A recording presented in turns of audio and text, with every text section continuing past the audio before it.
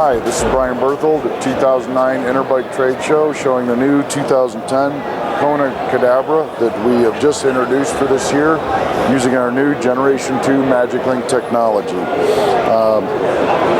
The Magic Link is designed to provide a different travel, different suspension performance depending on if you're climbing or descending. How does it do it? When you're driving forward, you're pedaling, you're driving the chainstay forward.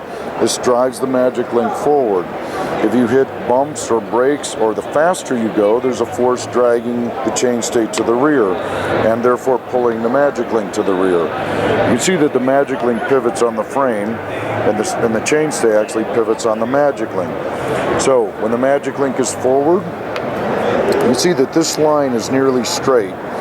This gives the main shock no leverage to push the Magic Link to the rear because it's nearly pushing straight down. So when you're climbing, you're pedaling, you're pushing the Magic Link forward, you're only relying on 4 inches of travel available through this shock.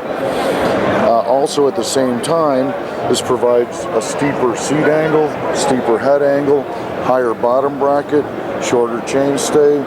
The saddle moves forward into the front, all the things that help you climb.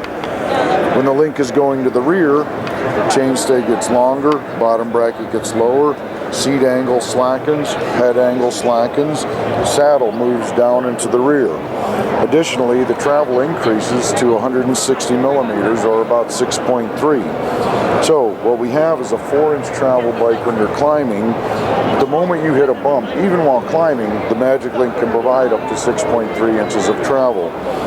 So this bike climbs like a light cross-country bike, descends like a good all-mountain bike. Additionally, some of the additional benefits, when you are engaging the Magic Link, instead of the firm air shock, you have an instantaneously softer spring force at the moment of impact. On a square edge curb, if you could, you would have 0 spring force to allow the wheel to get up and over the bump.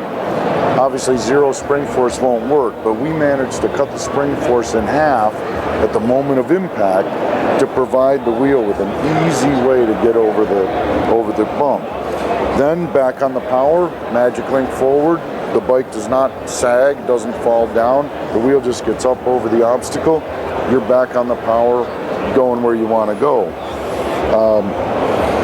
When the Magic Link at full travel for bottoming, this will compress first, stop, and you'll revert back to the main air shock for the last bit of travel, which is a nice rising rate, gives a very bottomless feel. The other features about this new bike: hydroform scandium tubing, very nice. A lot of cold forgings. These are nut-shaped cold forgings. These are lighter, stiffer, and stronger than you could ever make with a machined or cast part. So we've managed to put this all together to make a bike that can be built up in the 26-pound range, over 160 millimeters of travel. It climbs like a bike with 3 or 4 inches of travel, descends like a bike with 8. So really, this is just the bike that everyone can use for all purposes.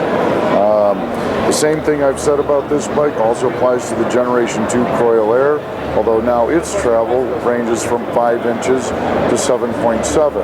So again, the new Coil Air pedals like a 5-inch travel bike, descends like a nearly 8-inch travel downhill bike. It shares the same new hydroform tubing, but thicker wall thickness for the Coil Air's strength requirements.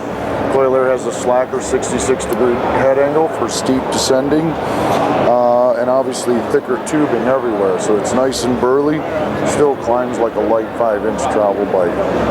And that's what we have for 2010.